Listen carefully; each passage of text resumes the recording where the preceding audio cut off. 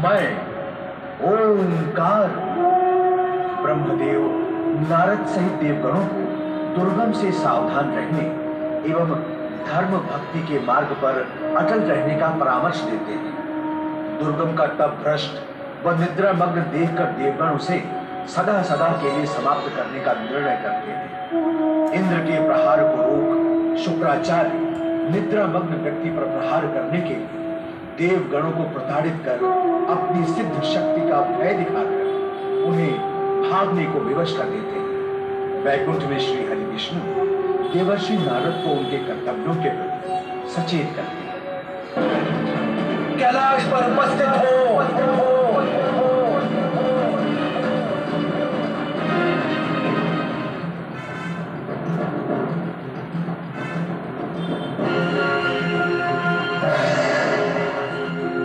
शुक्राचार्य, दुर्गमासुर के अत्याचारों के दोषी आप हैं। दैत्य जाति के पुनरुत्थान की महत्वाकांक्षा के कारण ही आपने दुर्गमासुर को वेदों पर अधिकार प्राप्त करने के लिए प्रेरित किया, जिसके कारण पृथ्वीलोक का जीवन संकट में पड़ गया है। शुक्राचार्य, देवी पार्वती के प्रश्न का उत्तर दो।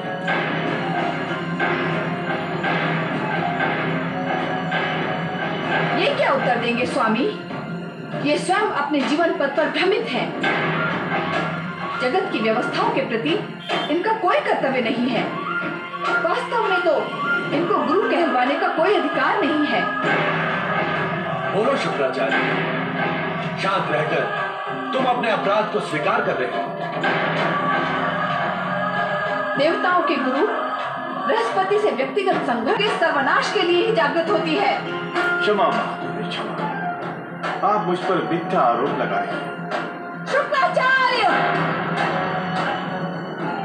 मैं सत्य कहता हूँ महादेवी। मेरा कार्य विधि के विधान तथा परम पिता ब्रह्मदेव की सृष्टि के अनुकूल है।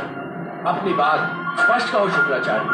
देवादिदेव ब्रह्मदेव ने सृष्टि रचना के विभागों को बांटते समय मुझे दैत्य गुरु के रूप में प्रतिष्ठित किया था। उस स्थापना से तुम्हारी कुकृत्यों का क्या संबंध? संबंध है जगदम्बे, बहुत घनिष्ठ संबंध है। दैत्य गुरु दैत्य जाति को चरम सीमा तक पहुंचाने और दैत्य शत्रु देवताओं के पतन का मार्ग प्रशस्त नहीं करेगा तो क्या करेगा? वो दैत्य गुरु बने रहने का अधिकार नहीं खो देगा। शुक्राचार्य, तुमने मेरे क्रोध को जागृत किया है। ये सहज शांत होने वाला नहीं है। और अब तुम सृष्टि व्यवस्था की नवीन परिभाषा कर रहे हो। नहीं माता, नहीं, मैं सत्य कह रहा हूँ। क्या तुमने दुर्गम को वेदों पर अधिकार प्राप्त करने की प्रेरणा देकर संसार में अज्ञान तथा अंधकार को बढ़ावा नहीं दिया? क्या ये विधि के विधान के अनुकूल है? क्या ये सृष्टि व्यवस्था के अंतर्गत है? शुक्राचार्य, तुम अपने आप को शिवभक्त कहते हो, किंतु तुमने अक्षम्य अपराध किया है, जिसका एकमात्र प्रायश्चित यही है कि तुम दुर्गमासुर को आदेश देकर वेदों को अविलंब मुक्त करवाओ। शुक्राचार्य, सृष्टि के प्रथम दिन से दैत्य हमें अपना आराध्य मानते हैं।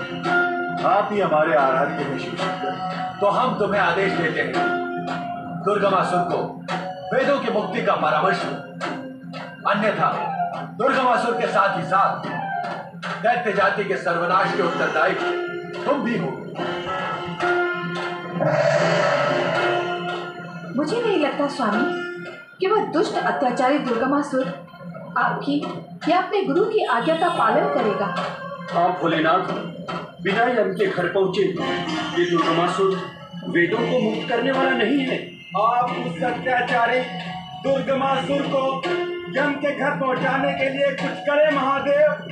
हम ब्रह्मवाक्य की मर्यादा से बंधे हैं ऋषि, किंतु हमारी शक्ति रूपिणी पार्वती आपकी प्रार्थना पर ध्यान अवश्य दें।